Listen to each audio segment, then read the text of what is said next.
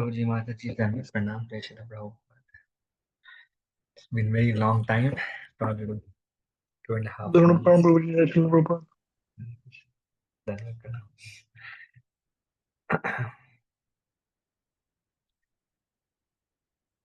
Anyone remember how many verses we did? I mean, I'm not very hopeful.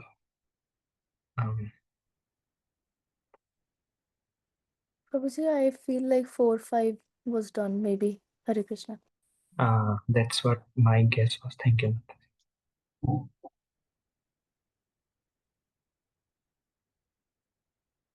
I'll just quickly open the PPT.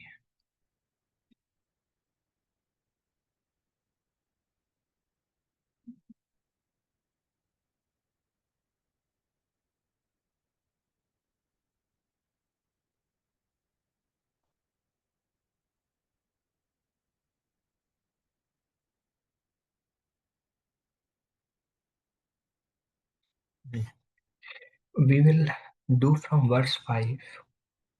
I think we did 4 verses. I'll give a quick review of those.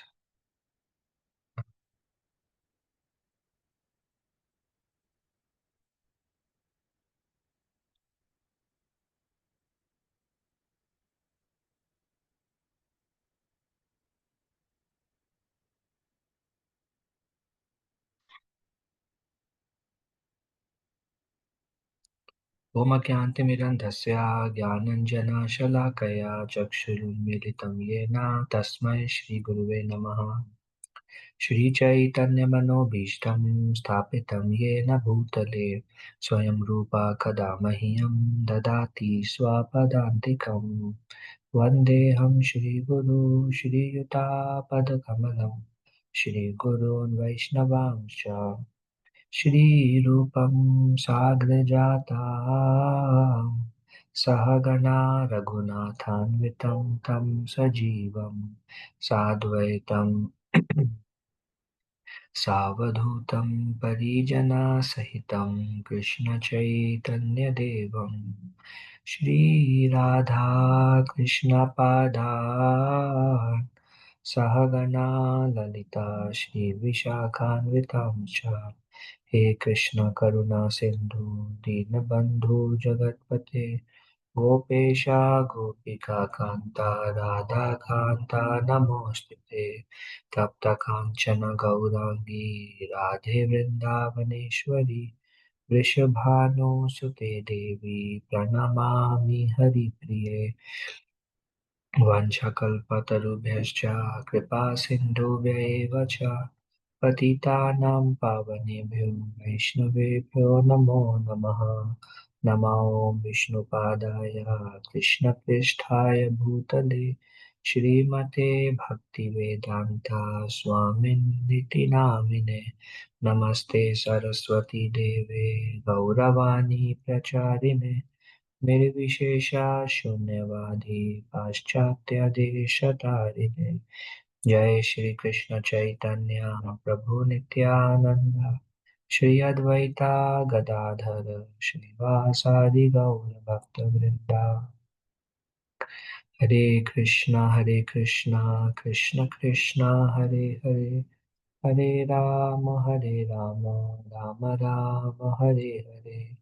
मुखं करोति वाचालं पङ्गुं लङ्घयते गिरिं यत्कृपातमहं वन्दे श्रीगुरून् दीनतारिणं परमानन्दमाधवं Sri Chaitanya ईश्वरम्।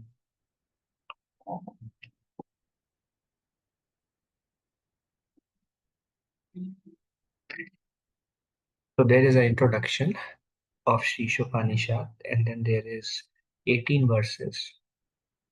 The introduction says the God is perfect and complete, and uh, everything that comes from him is also complete.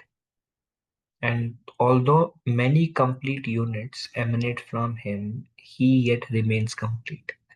And his complete units that emanates from him includes his incarnations, the Vaikuntha planets, the material universes, the living entities. Anything that comes from him is complete and self-sufficient. Yet he himself remains complete. Um, this verse itself defeats the impersonalistic philosophy, who sometimes says that the God has expanded into so many and now he is no more, because he has expanded into so many. So that was the introduction. Then the first verse says that he is the owner. Everything, whether it is animate or inanimate, means whether it is anything, living entities or just anything which is made up of five Panch Mahabhutas, anything material, spiritual, everything is owned by him. Everything is pervaded by him. Pervaded by him means he is everywhere. Every part of his creation, he is present. It belongs to him. He is present in every atom. So everything is pervaded by him, and then everything is controlled by him. When we say everything is controlled by him, means by his energies. Either the external energy, the three modes of material nature, his internal energy. Different living entities are controlled by his different energies. His energies are unlimited. But everything is, he controls everything. He is there everywhere and he owns everything. So one who is in this consciousness, he should he should know that I am living in God's property. And whatever God has set aside for me, I can use it for my maintenance. Whatever he has set aside for me as my quota. And one should not encroach on others, knowing nothing belongs to me, nothing belongs to others.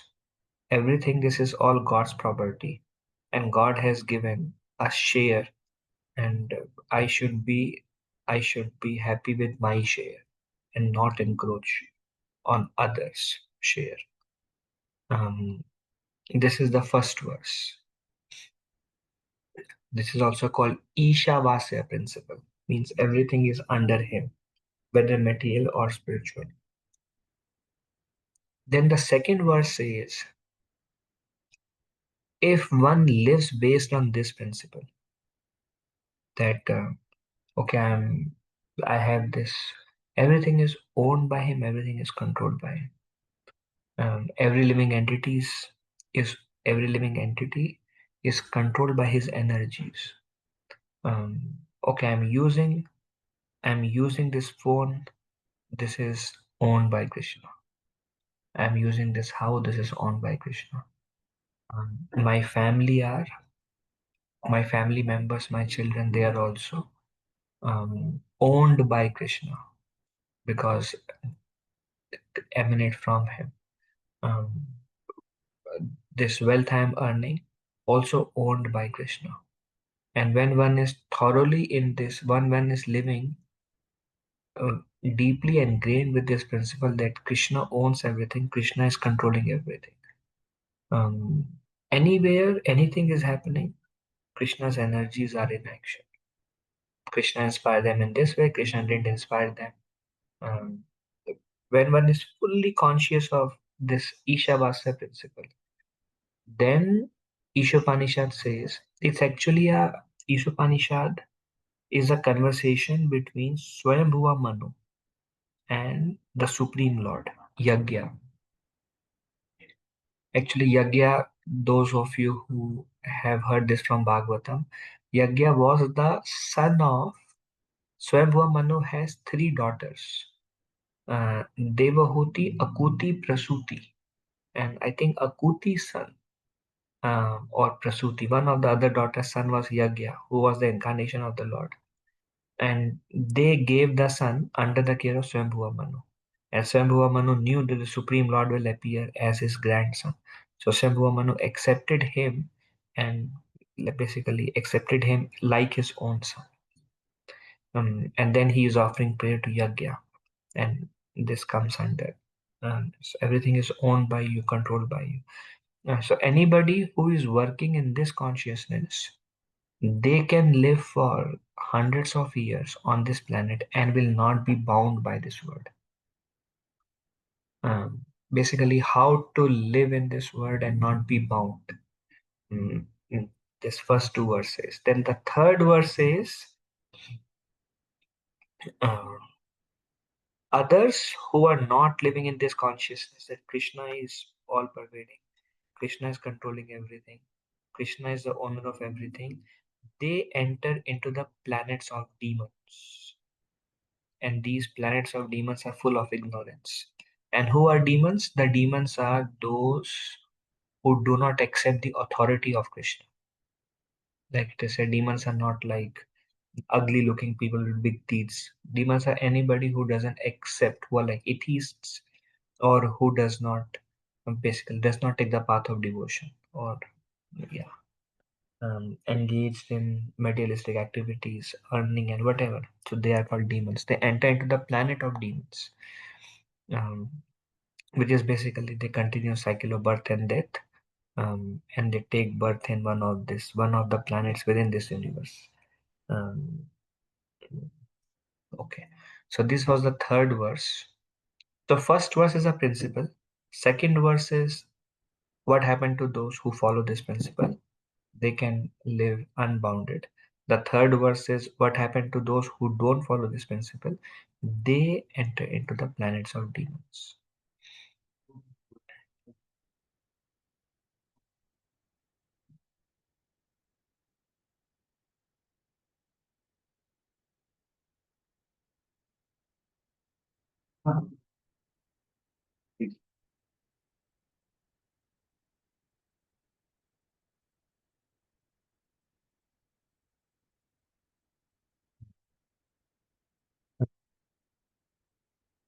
Then the fourth one is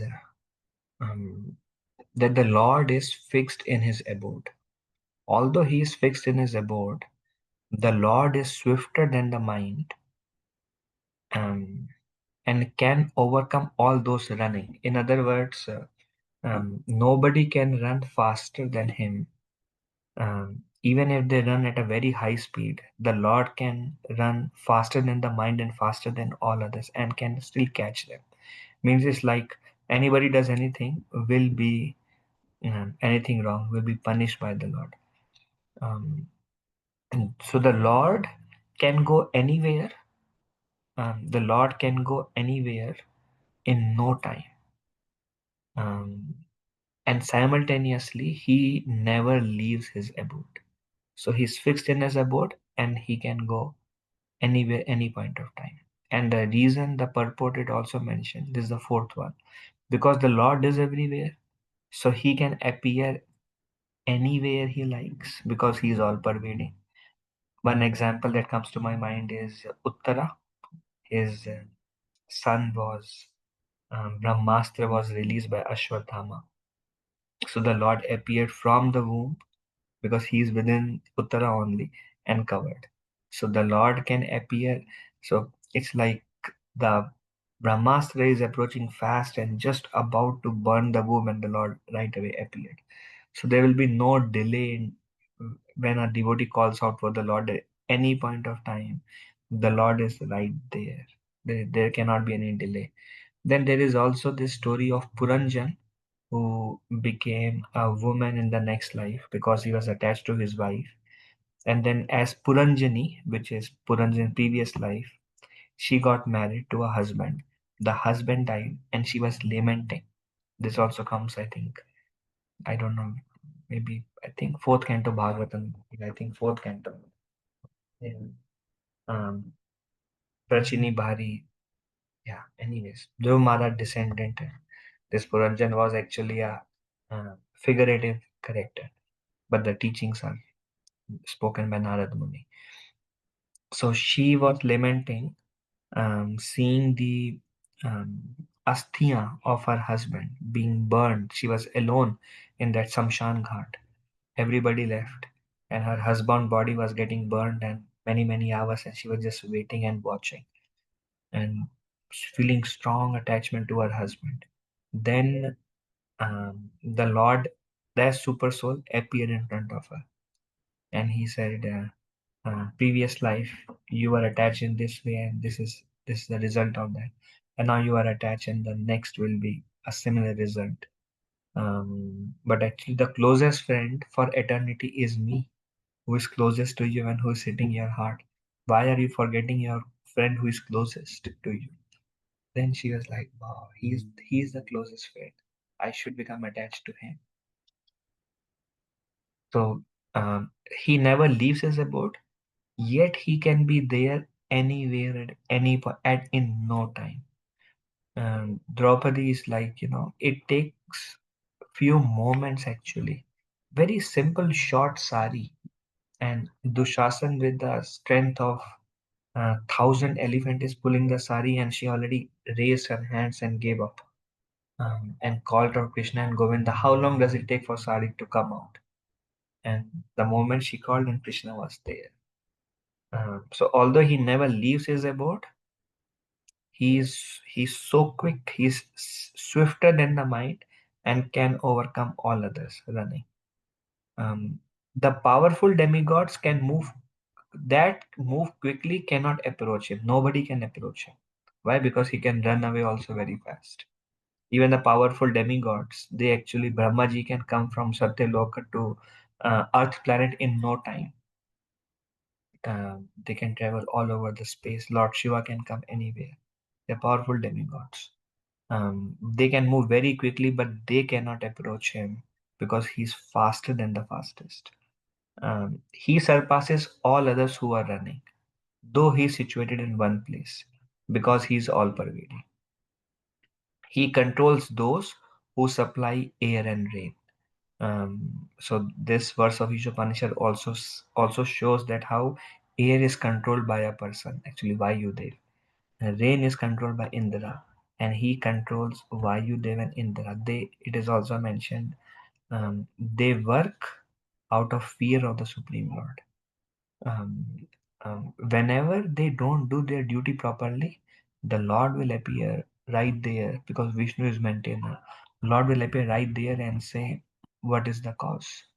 There is this one instance where Hanuman was hit by Indra, because he wanted to eat the sun. So Surya Dev asked in, and he was very powerful. So Surya Dev asked Indra to protect. So Indra threw uh, his thunderbolt weapon and hit the chin, and Hanuman was bleeding, broke the chin, um, and lying unconscious. So Vayudev withdrew the air. Then Lord Vishnu went and said, Vayudev. So when Vayudev sees Lord, although he was very angry, he has to start the rain. He has to start the air. No, anything. The Lord is maintained, Anna. Make sure everything is maintained. Um, uh, the Lord is most lovable, and the Lord is also the administrator, who manages. He's also manager who manages everything. And if the Lord appears, they Hi. it is. I've never done like a return here. Where do I do like Amazon? In the back corner there, straight to the back. Okay, thank you.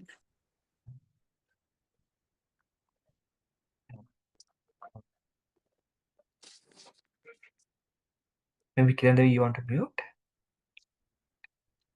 Oh, sorry. You're welcome. No problem. Yeah. So he is the one who controls the uh, air and air and rain out of fear, um, because he is the most powerful. And the Lord, the value of Lord Vishnu is like everybody worships him. Any problem, they approach the Lord helps. Um, any demon comes, um, no air because of Dhruv Maharaj austerity, the Lord helped. Vritrasura came, the Lord helped. Any very devotee demon, anything happens, they all approach the Lord. And if Lord goes to one person, they know, hey, um, keep. So that's how he controls those who supply the air and rain. And now we are in the present verse. Okay. Tad ejati tad naijati tad dura tad va antike tad antar asya sarvasya tad Yu sarvasyasya bhayataha. The Lord moves and he doesn't move. He is far away and he is very near as well. He is within everything and yet he is outside of everything. So there are three contradictory qualities. Um, this also comes in Bhagavad Gita 12th chapter. Krishna describes in summary that this itself shows actually everything in Isopanishad is there in Bhagavad Gita. Um, um, but it's nice to see everything from other Upanishads also. So he move, he doesn't move. Okay, we will see, and these are the three contradictory qualities, and we will explain all three of them now. But Prabhupada says some of the purports, but all contradictions are resolved when we consider the inconceivable potencies, Achintya Shakti of the Supreme Lord. Lord is inconceivable. Any contradiction, this side or that side, everything comes from him. Good quality comes from him, bad qualities come from his shadow. Internal energy comes from him, Maya Shakti comes from him. So, um, uh, all the contradictions, like the contradictions here is, he move, he doesn't move. Like trees, they doesn't move. So then they cannot move. If they move, then they cannot be said they doesn't move. Like lion, they move. So we cannot say the lion doesn't move. But the Lord moves and the Lord doesn't move. So this doesn't exist, this contradiction. Um, okay. Without such inconceivable potencies, there is no meaning to the word Supreme Lord. He is the Lord means must be inconceivable. He is simultaneously personal and impersonal. Does he have a form? Yes. Does he not have a form? Yes. He is both. Depending on the consciousness of the people who approach him, how people are approaching him, he reciprocates with them. To impersonalist, he give them his effulgence. To personalist, he give himself to them. Um, all contradictions comes from. So he is far and he is near. Um, he is far and he is near basically means that he is everywhere. He is far also, he is near also. So he is omnipresent. The Lord is far away, dure, because the ignorant and arrogant cannot approach him. It will be nice to be able to answer how he is far away. He is far away not because of the physical distance, um, because he's in the heart of all living entities. So it is Krishna says he's closest to everyone, every living entity. But still he is very far away because those who are proud and those who are ignorant, they cannot approach him. For them, Krishna is there, but Krishna is like far away. He's so close, Antike, because he's in everyone's heart. So he is very close because in everyone's heart. But people who are atheists, ignorant, arrogant, for them he's too far away. So this is how contradiction, how he's far away and he's near.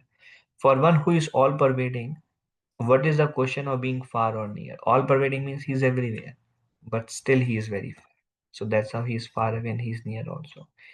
Another way to see he is far, the Lord's abode is in the spiritual sky, far beyond the material universe. So how he is far? Because he is fixed, he is moving, he is all pervading. He is fixed. So like Krishna and Goloka Vrindavan is like too far, but he is near because he is within our hearts also. So one way is he is far is very far because he is situated in spiritual sky. We have no means to measure the expanse of even this material sky, but to speak of the spiritual sky. There's a mention in Chaitanya Charitamrita about Golok Vrindavan, the size of Golok Vrindavan.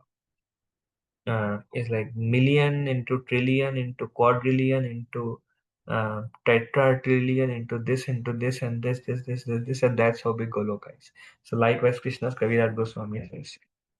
So there is no, and the material universe, multiple universes, what to speak about spiritual sky. So he is very far.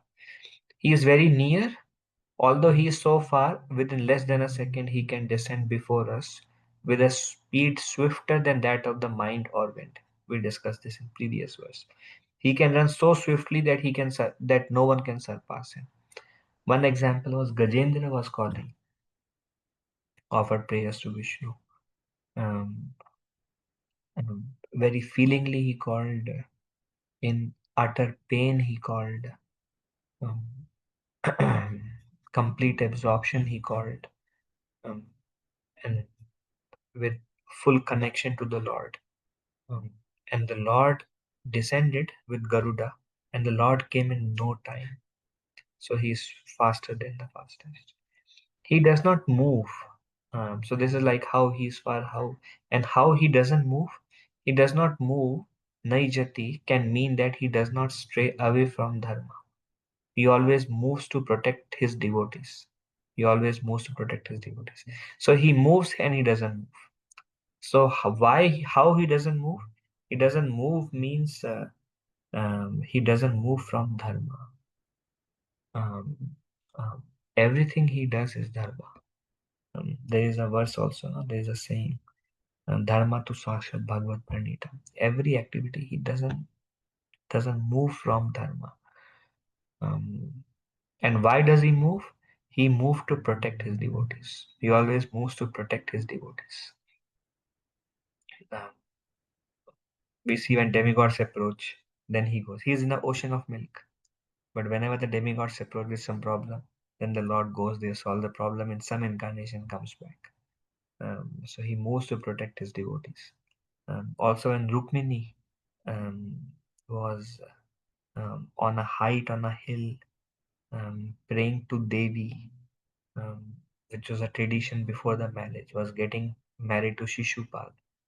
And she came out and from the temple, and she was looking at this Khai valley, and she was thinking, I cannot marry Shishupal if Krishna doesn't come now. I have sent the letter, haven't got any response. Did the Brahmana gave the letter? Uh, does Krishna love me? Will he come? And all these thoughts were coming in.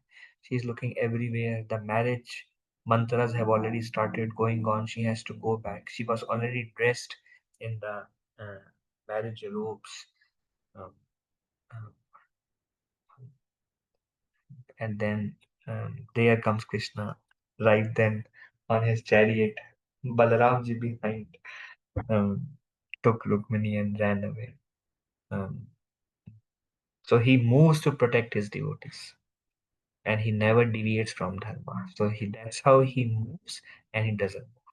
So we discussed two contradictions. One is how he is far, how he is near. We discuss how he is far, because atheist, two things how he is far. Atheist and arrogant people cannot approach him, and he never leaves his abode, and his abode is a spiritual one, which is very far. How he's near? Because he's in the heart of all living entities. That's how he's near. And he's near also because he can come anywhere in no time. He's faster than the fastest. Then he doesn't move. How he moves? He moves to protect his devotees. And how he doesn't move? He doesn't move because he never deviates from that. Then he is inside and he is outside. Um, uh, Appears and doesn't appear. He is inside, he is outside. So the Lord is within everything. He is all pervading and can mercifully appear at any place to favor his sincere devotees. But he doesn't appear by the orders or challenges of atheists. So how he appears?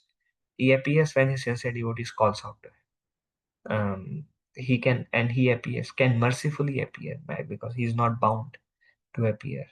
Um, when he is merciful unto the devotee, then he can appear. So can mercifully appear at any place to favor his sincere devotees. And how he doesn't appear? By challenging him, challenges of atheist, orders of atheist. We saw some examples.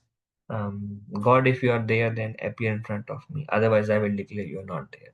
So these are like challenges. Then the Lord doesn't care. He doesn't appear by the orders or challenges of atheists. Prahlad said that the Lord is everywhere, but his atheist father Hiranyakashipu did not believe this. Where is the Lord? The Lord is everywhere. Some of you saw that movie also. There, I mean, I haven't seen it, but I've heard from devotees. They were mentioning that Prahlad vision that time was he was seeing the Lord everywhere, and this is actually very advanced vision. So when the Hiranyakashipu asked Prahlad, "Where is the Lord?" He's actually seeing the Lord everywhere. So he's like, the Lord is everywhere. To prove Prahlad's words correct, the Lord appeared from a pillar as Narasimha and killed his father. Um, so he's everywhere. He's inside of everything and he's outside of everything. Only surrendered souls can see him. Lord Krishna reserves the right not to reveal himself to everyone. There is a verse also in one of the Puranas that the Lord reveals himself to those whom he chooses. He is always close to the surrendered devotees, but far away and he is always close to the surrendered devotees, but far away and unapproachable to others. So he's like for like pure devotees like Srila Prabhupada, our spiritual masters. Because they're fully surrendered. Based on surrender, the Lord reveals Himself. So because they are fully surrendered, the Lord never leaves them. They never leaves Krishna. Krishna never leaves them. There is a song also, na? Krishna se tumhar. Uh, uh, Krishna is yours and um, Dai tava pache pache. I'm running behind you um, and begging you to please give me Krishna because you have Krishna and I do not. So I'm running behind you. Please give me Krishna. So he is always close to the surrendered devotees, but far away and unapproachable to those who are not surrendered. Who is not surrendered?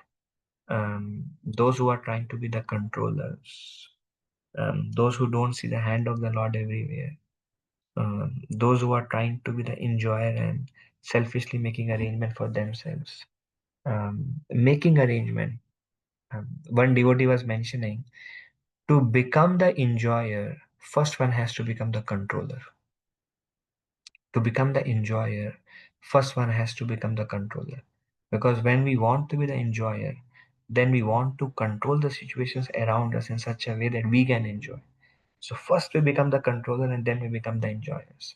So those who are um, like uh, trying to be the controller and enjoyer and taking charge of life themselves, those who are not surrendered, um, to them the Lord doesn't reveal to them. We were recently discussing. The Lord gave his darshan to Narada Muni, and uh, then he told Narada Muni, I have revealed myself to you just to increase your faith. Then the Lord told Narada Muni that but you will not be able to see me again because those who have material desires, those who are attached, they cannot see me. Krishna doesn't reveal himself. Those who have material desires cannot see the Lord. But those who are surrendered, they can they can see the Lord. So he's seen only by surrendered souls. Um, Virat and Antaryami. So Virat is like, he's outside, and Antaryami. This is another way to see how he's within as super soul, and he is outside. He is outside because we are all the planetary system, everything is comes under his universal form. All the planets. Arjuna saw the universal form. He saw the whole planetary system from down to up.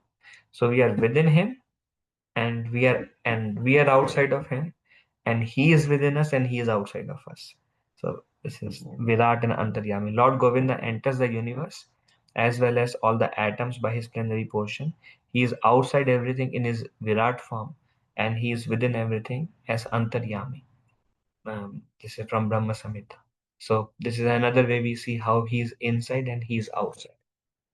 One way he is inside and he is outside means how Prabhupada describes is he reveals and he doesn't reveal, or literally like um, uh, to some he is revealed so they can see. To some the Lord is there but still Lord is outside. One way to see. And then Prabhupada says how he reveals himself only to surrendered souls. And literally also he is within and he is outside. As Antaryami, he witnesses everything and awards the result of our actions as karma phala. The Lord is neutral. Um, uh, based on our activities, even doesn't matter if you're chanting 16 rounds or not, or initiated devotees or not, um, we will get what we deserve. He's Antaryami, he's Super Soul. He notices every action and he gives the result according to our action. Bhagavad Gita, it is said he is Anumanta, his Upadishta. Upadishta is he's watching, and Anumanta is he's sanctioning. So he's watching. When we act on unwanted emotions, maybe envy, maybe anger, lust, or greed, unwanted emotions when we act, um, he's witnessing that.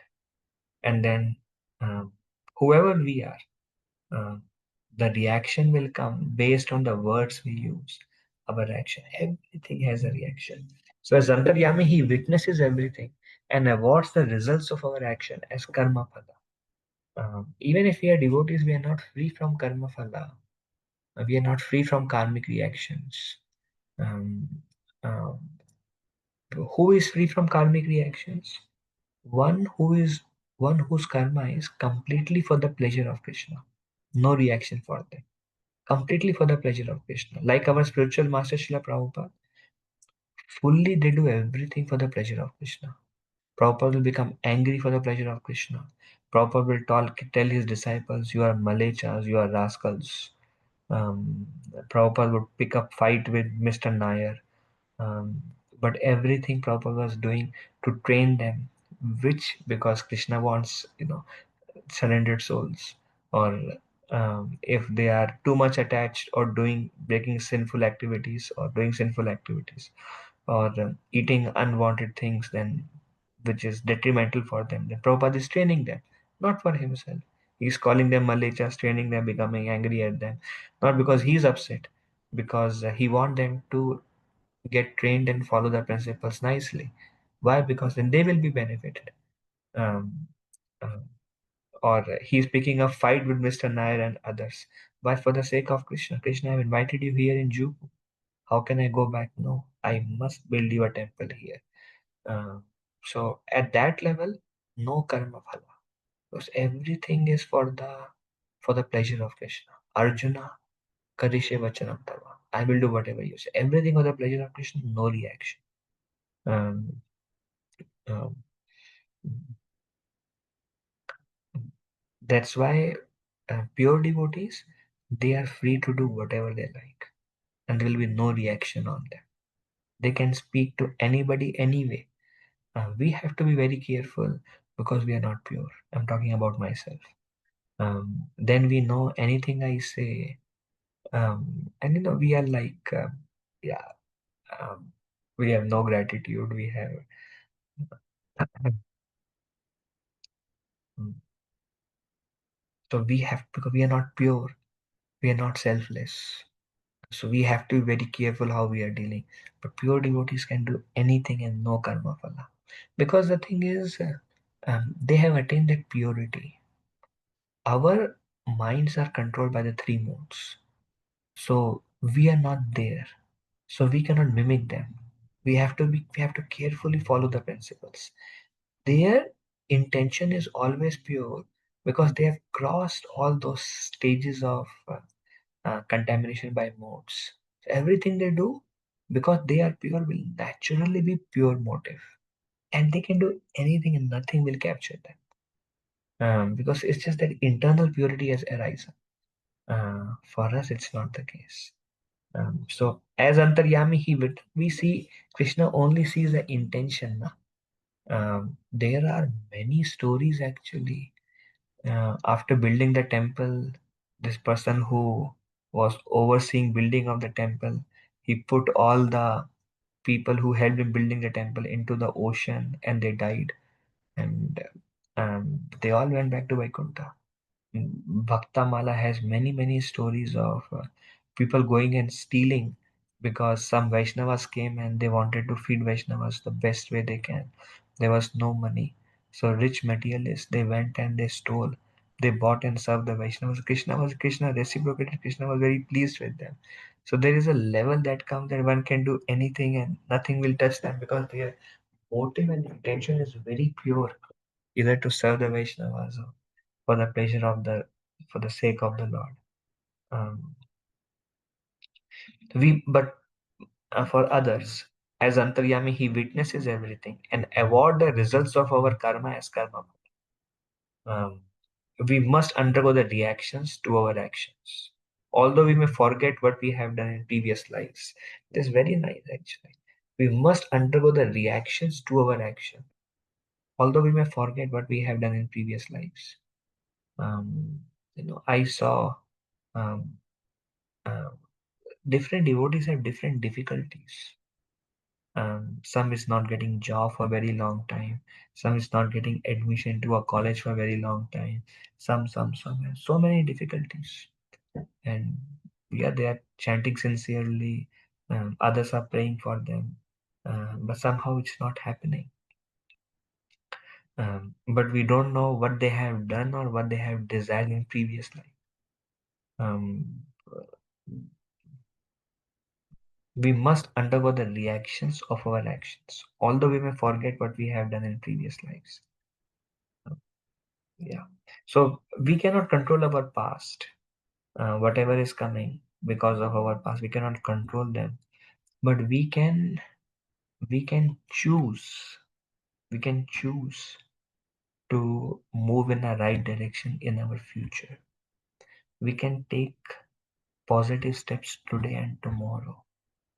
Um, um,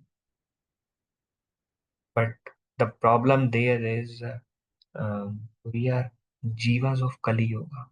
Very difficult. And our mind and senses are not controlled. Um, we are not like Prahlad. We are like Hiranyakashipu. Our mind, Hiranyakashipu, mind sense is not controlled.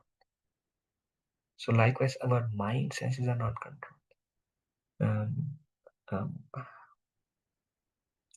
and when the mind and senses are not controlled, then we will say things we should not have done. We will do things which should not, or we will act or respond in a manner that we should not respond. Why? Because our mind selfish. We are selfish, don't have gratitude, mind essence is not controlled.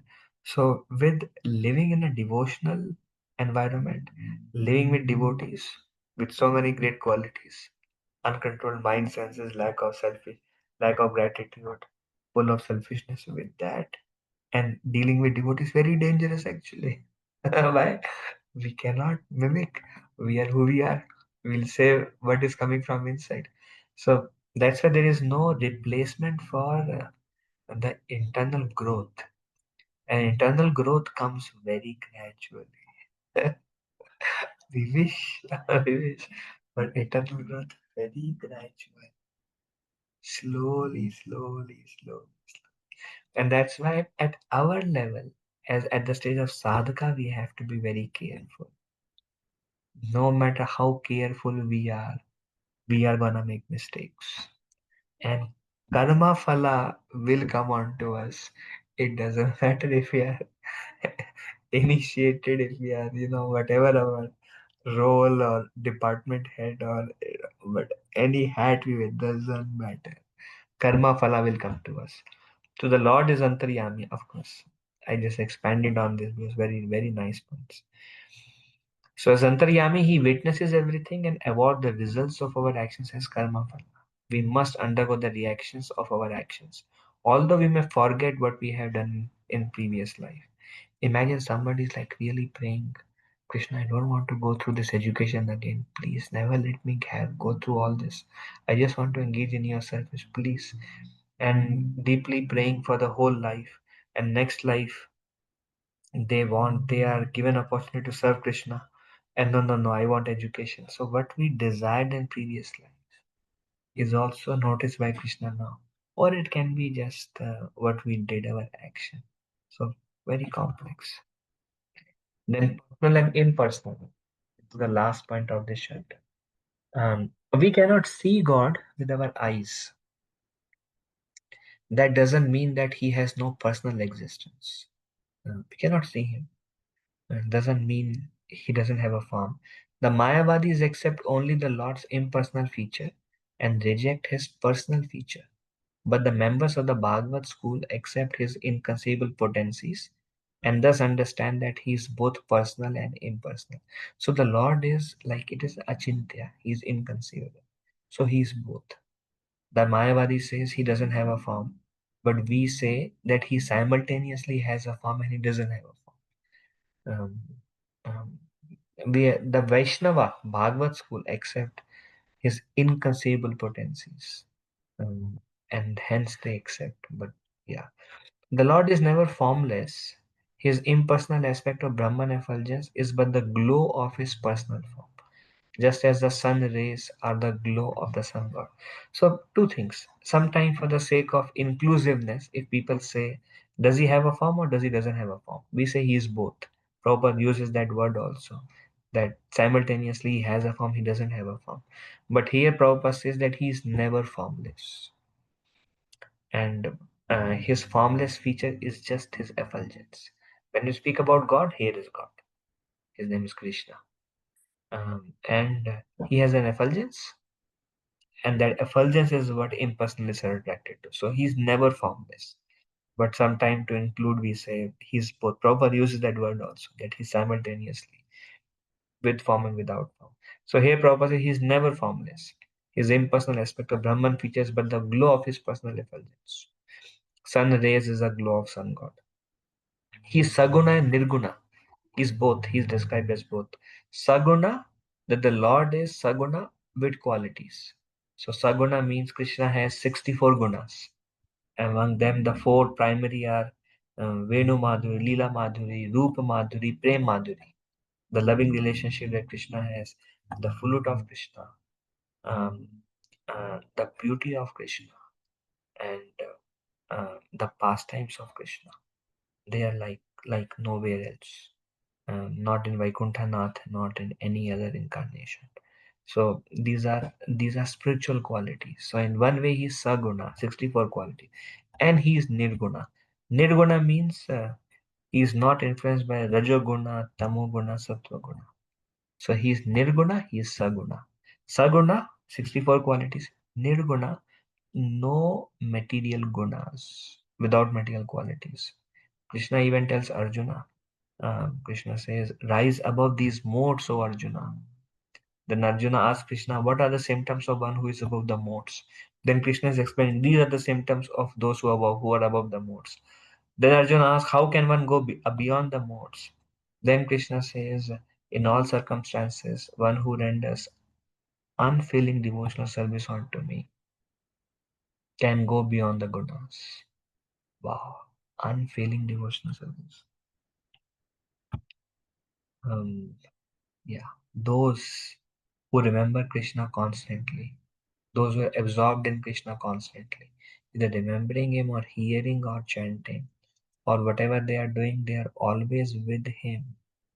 Those who man mana bhavan bhakto, those who are constantly absorbed in Him with their mind, always thinking of me, always think of Him. One time I heard a lecture. mm, um, His Holiness Radhanath Maharaj was mentioning, for us, the biggest serving is to forget Krishna for a moment. This lecture is like 30 years before. Then I was thinking, what a state of consciousness 30 years before. The biggest suffering is to forget Krishna for a moment. That is the biggest suffering. Um,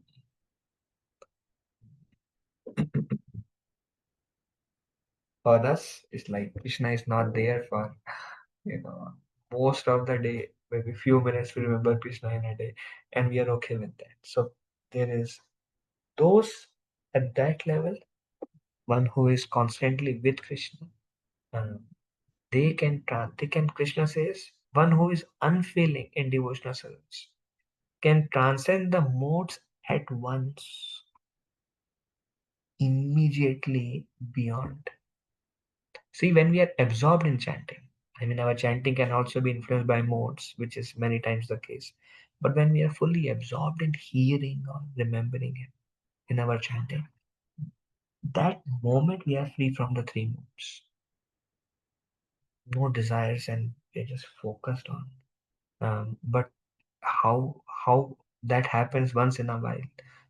How like can that stage be? How far is that stage where the remembrance of Krishna is continuous with absorption?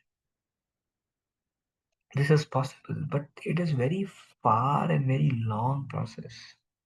Um, like Srila Prabhupada explains in the 8th verse of Nectar of Instruction.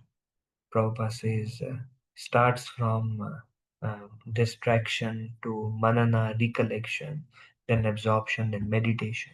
In meditation, so many stages, and then there is samadhi, then there is anusmriti, and like that's those levels of Krishna consciousness are possible. Um, um, we have living examples in our lives, the great spiritual masters and great devotees of the constant remembrance. Um, but seeing them, we can see that how far we are. Um, yeah. So when his pure devotees, when by remembering him, Lord Krishna constantly, one is immediately free from gunas. How can the Lord be influenced by gunas? By remembering him, others become free from gunas.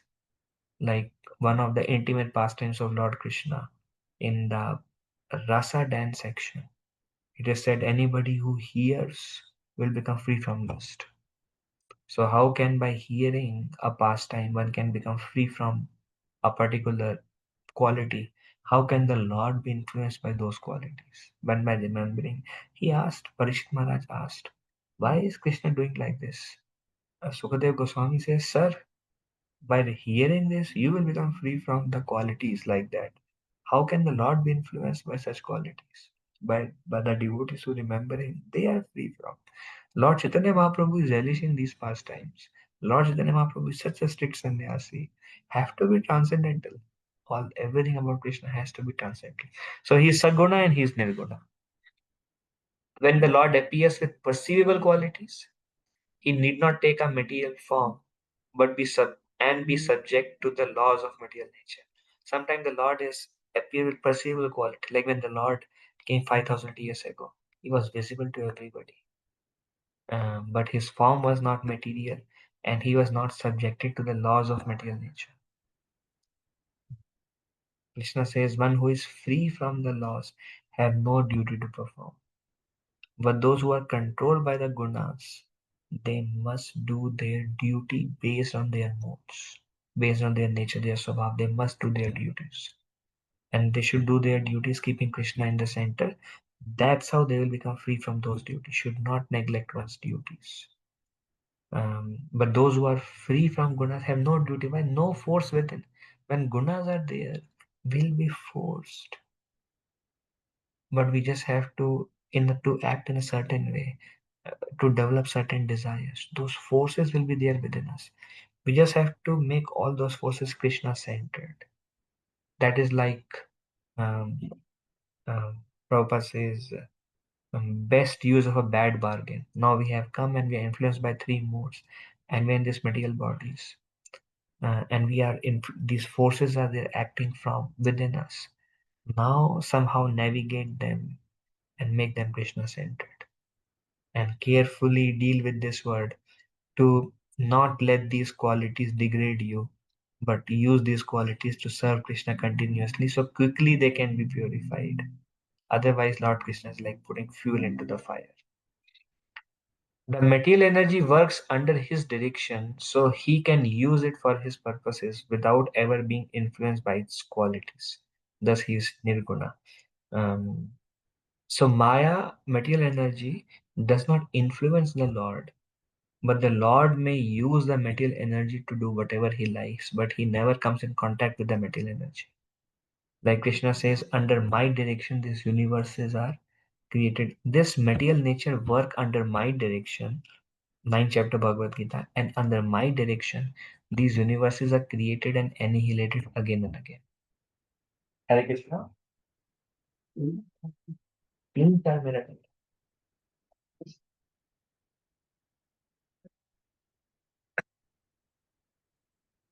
Krishna says this material nature is working under my direction, and material nature creates. So Krishna uses his energy to do whatever he likes, but he's never influenced by those material energies, and that's why he's called Nirguna. Okay, so I think this is the last slide. Wow.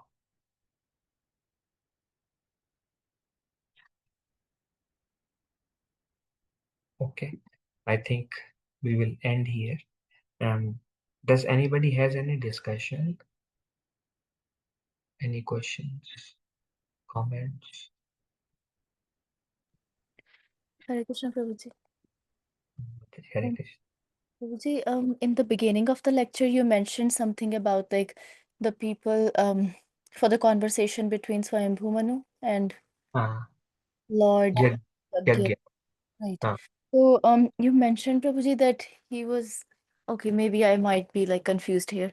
But Prabhuji, my question is, when you said that there are four kinds of people who do not, who are classified as demons, like you did mention that one of them is like who don't take the authority of the Lord.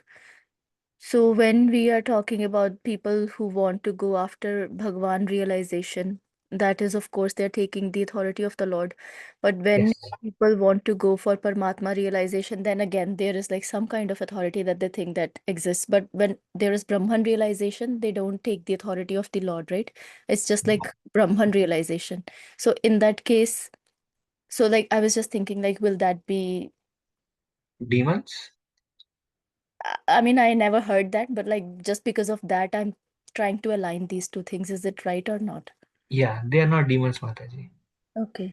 Demons are those who, I mean, they are attracted to a feature of the Lord. Mhm. Prabhupada says, I mean, Mayavadis are demons. They say we are God. Brahmavadis, they are attracted to spiritual only. They go to Brahma Jyoti, they are liberated. Prabhupada says, Bhagavatam says, the absolute truth is realized in three phases. Vadanti तत्तत्त्वविदस्तत्त्वं यद् ज्ञानम् अद्वयं ब्रह्मेति परमात्मेति भगवान इति शब्दते. Realized souls describe the absolute truth in these three phases. So those who are searching for absolute can connect to any one of these. Prabhupada did not say Brahmavadis are bad. Prabhupada said Mayavadis Prabhupada condemned, like Shankaracharya philosophy. Prabhupada said Brahmavadi, they are perfect, but there is something more to it. Is that all right? Yes, that makes sense, Prabhuji. Because like at least I understand that they are still accepting some kind of authority, even though it's like just the effulgence that they're thinking, but it's not that they're not accepting any authority. They're thinking there's something beyond them. Thank you, Prabhuji. Thank you, Pranam Jai Shri. Then, okay. Anyone else has something to say? Add.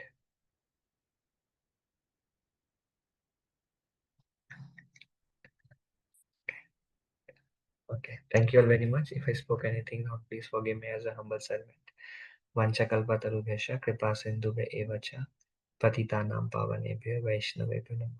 Ananta Koti Vaishnava Vrinda ki jai. Dandavat pranam. Hare Krishna. Thank you.